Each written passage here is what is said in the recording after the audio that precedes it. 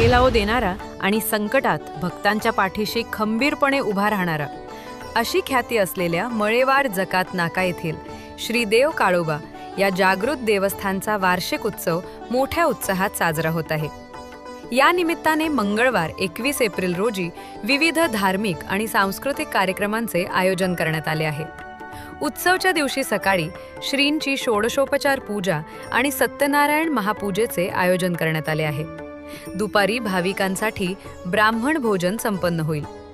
रात्री 8:30 दशावतार क्षेत्रातील दिग्गज कलाकार बाळकृष्ण गोरे संचलित पारंपरिक लोककला दशावतार नाट्य मंडळ कवठी कुडार यांचा भव्य नाट्यप्रयोग सादर होणार आहे।